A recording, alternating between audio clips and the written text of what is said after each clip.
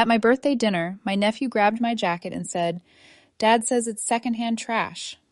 Then he poured juice down the sleeves while they all cackled. That night, I canceled the $1,300 transfer covering their mortgage permanently.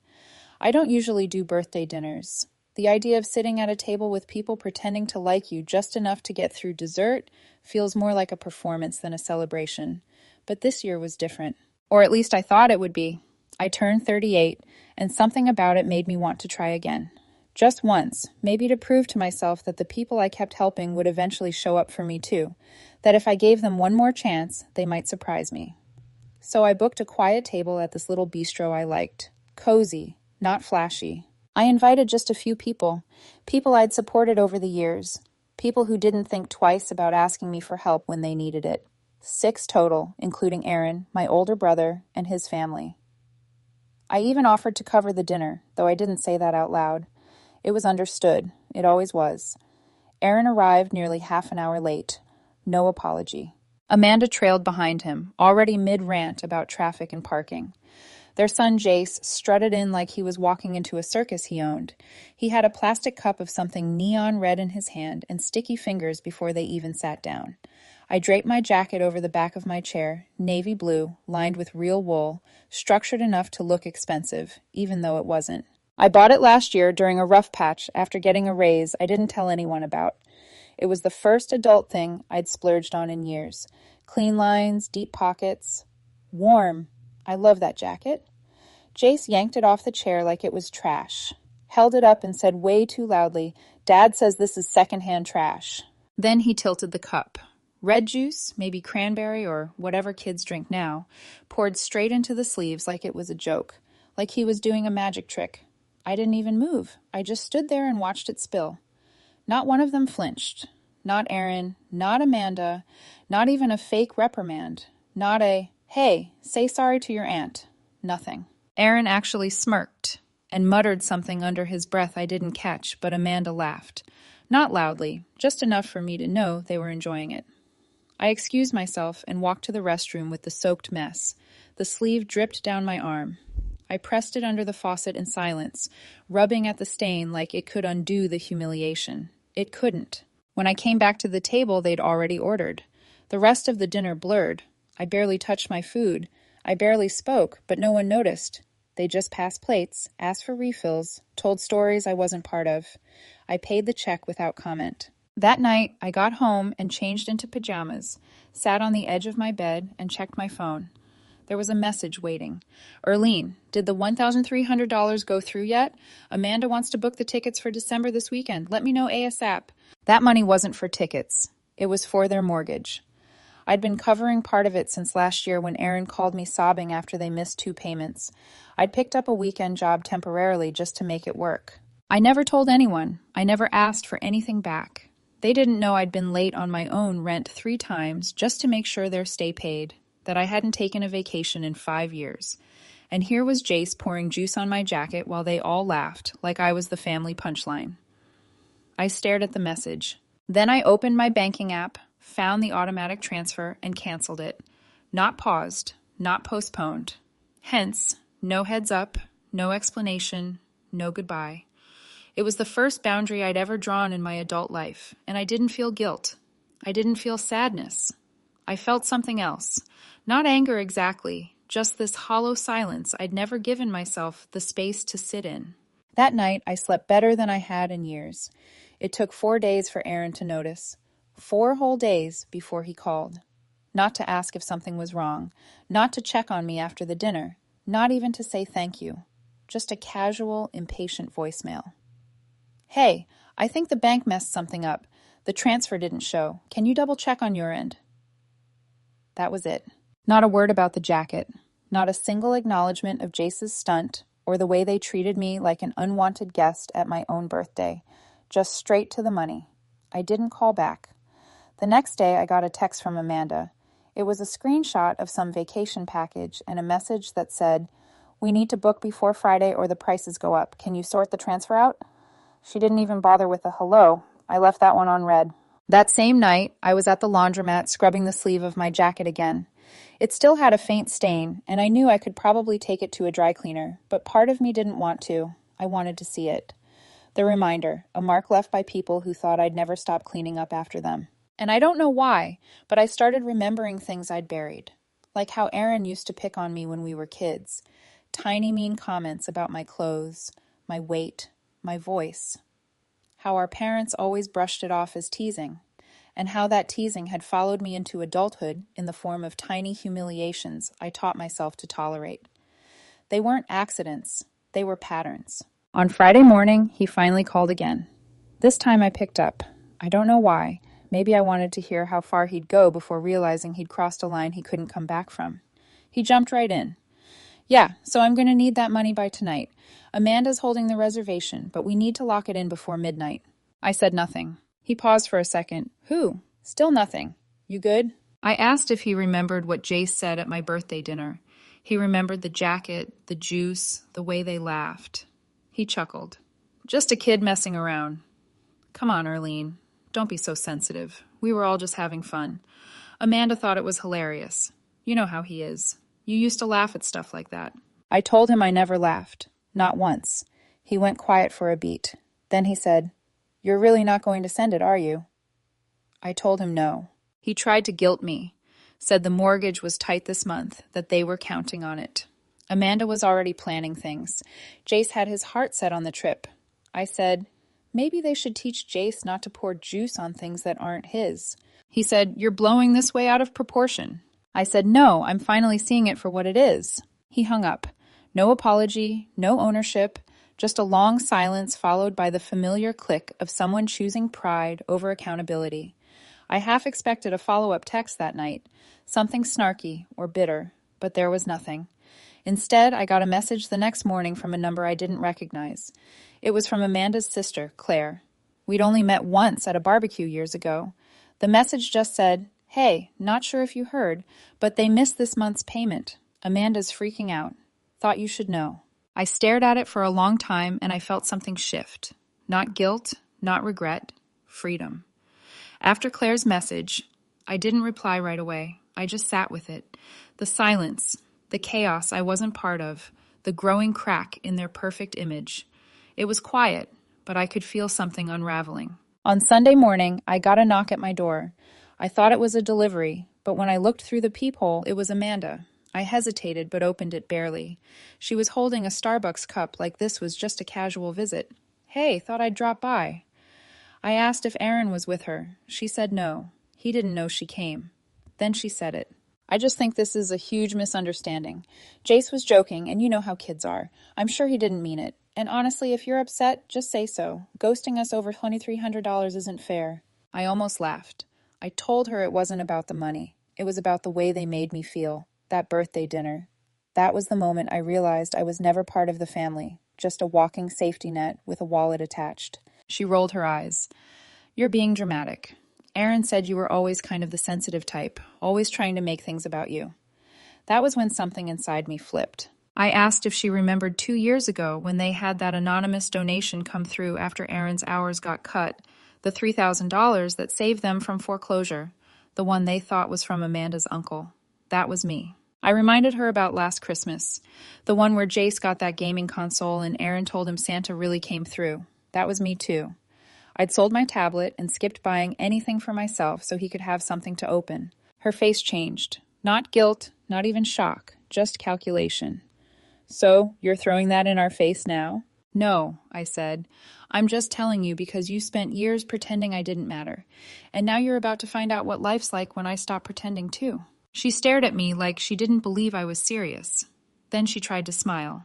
But let's be real. You're not going to cut us off. You always come around. You're not that cold. I didn't say anything. I just closed the door. 5 hours later, I got another text from Claire. You won't believe this.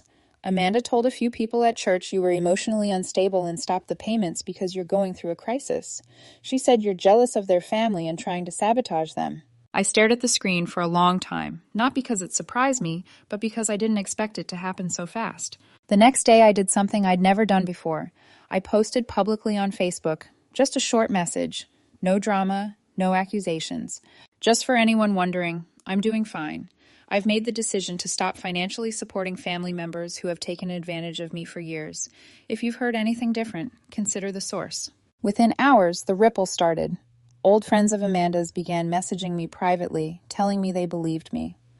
A former coworker of hers even said she wasn't surprised. Apparently, Amanda had bragged about having someone who covered bills when things got tight.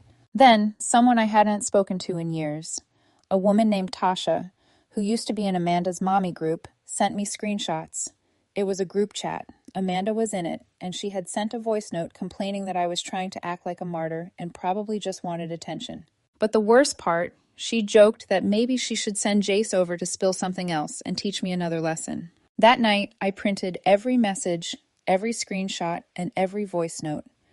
I created a folder not to use against them, not to get revenge, but to remember, to never forget what they'd said and done when they thought I wouldn't fight back. I never responded to Amanda again, but 2 weeks later, I heard from someone completely unexpected, Jace's teacher. She emailed me through the PTA directory, said she wanted to talk, said something had happened at school, and that's when things really started to unravel. I wasn't even sure how Jace's teacher got my contact info. I wasn't listed as an emergency contact. I hadn't been involved in any school things. The only time I'd even been near his school was to drop off supplies Amanda had asked me to buy last year. Pencils, notebooks, a backpack that I never got a thank you for. The email was short and formal. She asked if I had time for a brief call regarding a recent incident involving Jace. She said I hadn't been listed as a guardian, but based on what Jace had told her, she thought I might want to know. I hesitated for an entire day. I didn't owe them anything, not anymore. But something about it stuck with me. Maybe it was the phrasing. Maybe it was the fact that she'd reached out to me, not Amanda or Aaron. So I called her. She thanked me for getting back to her, then got straight to the point. There was an assignment, something about family heroes. The kids were supposed to write about someone they admired and why. Jace had written about me.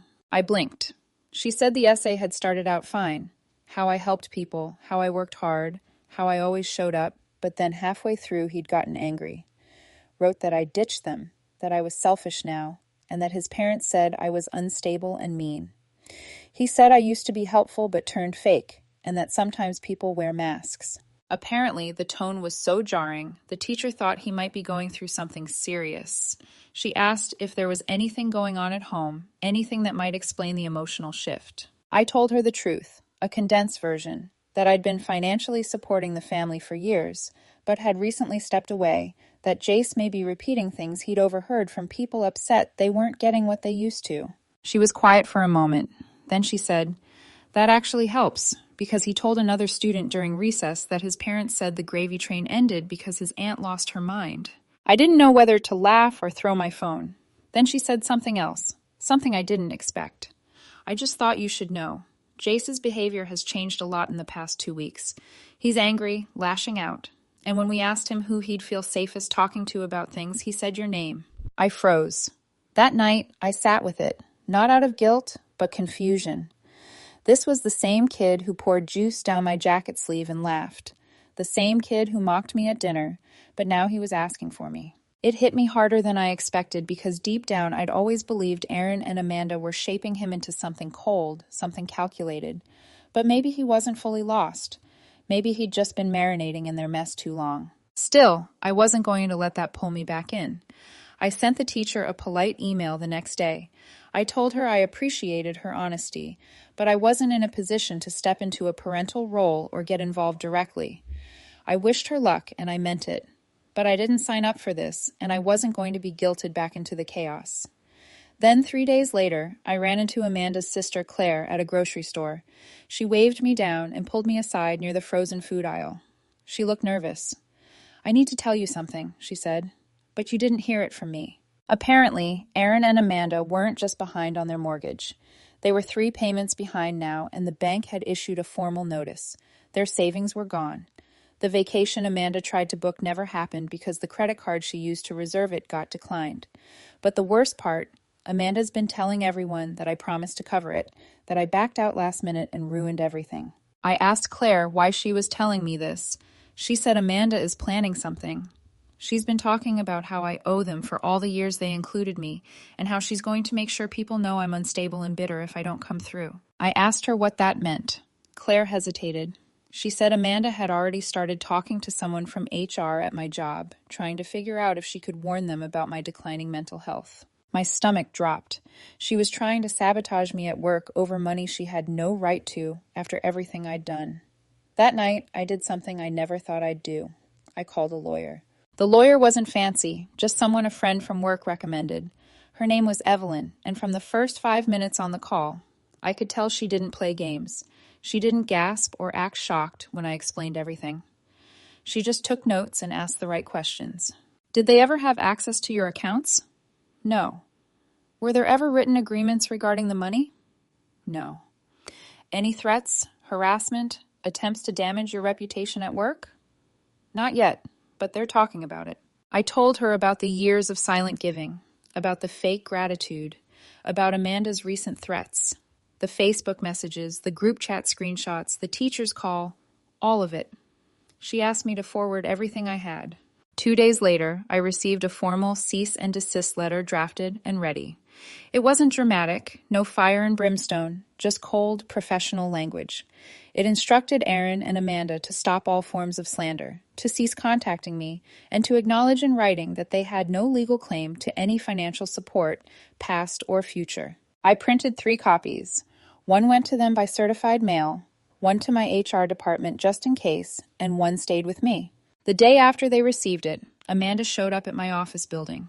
She didn't make it past the front desk. The security guard told me later she came in demanding to speak to someone in authority about me, that she had information about my instability and was just trying to do the right thing before something happened. But when they asked for her name and ID, she left fast. 2 hours after that, I got a voicemail from Aaron. He didn't yell. He didn't threaten. His voice was low, almost defeated. "Congrats, Erlene. You win. You finally broke us." That was the last thing he said. No apology, no accountability, just the usual twist that I had somehow done something to them by refusing to let them use me anymore. For a moment it hurt, not because I wanted their approval, but because it confirmed something I had always suspected. They never saw me as family, just as leverage. A few days passed. Then Claire messaged again. This time she didn't sound nervous. She sounded different. "Just so you know, they've started telling people you threatened legal action against Jace. They're spinning it like you're attacking a child, but it's not working." Apparently word had started to spread. The screenshots, the teacher's concern, my Facebook post, it all trickled through the church groups, the school moms, and Aaron's old friends. People weren't buying Amanda's stories anymore. Someone from their mortgage bank posted a vague tweet about entitled couples blaming everyone but themselves. And a friend of mine tagged me in the comments with a popcorn emoji. It was small, but it was something. Then came the biggest surprise of all. I got a call from a woman named Melissa. She worked at a nonprofit I donated to once years ago.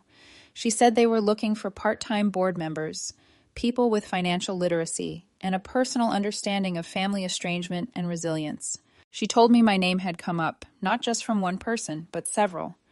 Apparently, someone had shared what I'd posted and people started talking. Melissa said, "I think a lot of people saw themselves in your story." That night, I sat on my balcony watching the city lights flicker on.